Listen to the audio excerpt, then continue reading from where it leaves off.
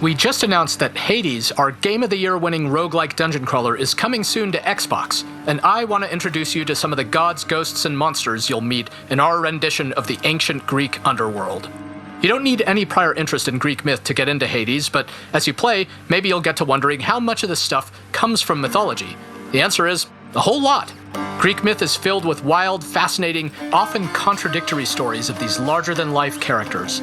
The Olympians are a big, complicated family, always bickering and always pushing each other, and their portrayals in classical mythology inspired our portrayals in Hades. Let's start with Hades himself. What is it now? I've a mountain of infernal parchment work.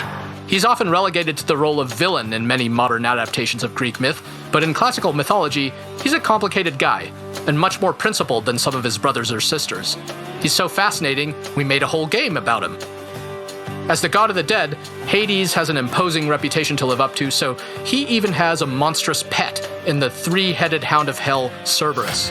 The idea that this savage beast was still somebody's pet dog crystallized how we wanted to portray the gods in Hades, that despite being immortal and all-powerful, they're not so different from the rest of us. Though, let's not forget ZAGREUS. We've heard from many players who figured ZAGREUS was a god of our own creation. After all, who's ever heard of Hades having any kids? But according to some ancient sources, he did.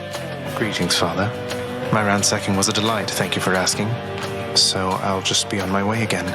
In classical mythology, ZAGREUS is a little-known chthonic god, meaning a god of the underworld, sometimes associated with Dionysus, the god of wine. But in other cases, he is associated with Hades. How could Hades have a son nobody knows about? How does he fit into the myths we do know of Hades? We were so drawn to answering these questions that they form the basis for the entire story of this game. If you're the prince of the underworld, who do you get as your personal trainer? That would be Achilles, a near-invincible warrior in his day, once called the greatest of the Greeks. Good to see you, lad, despite the circumstances. Remember your training out there. The pain of death is but another obstacle. Hades takes place after his untimely demise during the Trojan War, once he's had a lot of time to reflect on his life choices. Achilles lived in glory, so he's got an okay gig in the afterlife, but some wretched souls end up in a really bad spot in the underworld, and for better or worse, they get to meet MEGAERA. Ever stubborn, aren't you? Maybe my whip might make you reconsider whatever it is that you're attempting here. She is one of the three Fury sisters tasked with torturing some of the absolute worst souls for all eternity. And in our game, she's also tasked with making sure ZAGREUS doesn't make it out of the underworld. These two have a lot of history, and since the story of Hades keeps moving forward each time you play, the more you run into MEGAERA, the better you'll get to know her. There's also THANATOS. Death approaches. He may decide to drop in on you when he isn't busy whisking the souls of the recently departed to the underworld. Thought you could just get away from me, did you?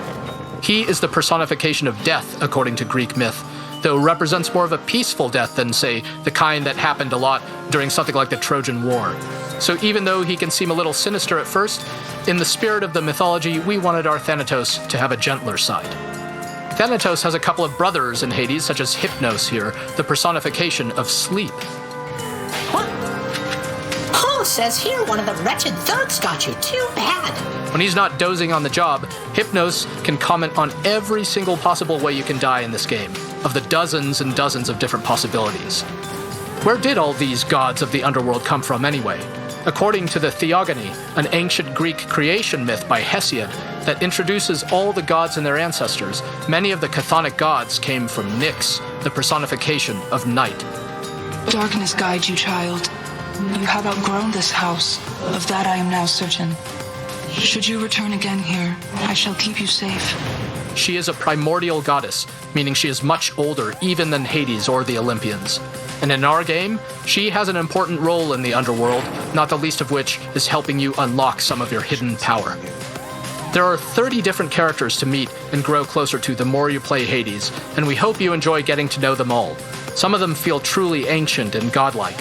Some are funny, some are scary. We found them incredibly inspiring and hope you do too, once you get to meet everybody when Hades comes to Xbox One and Series X on August 13th.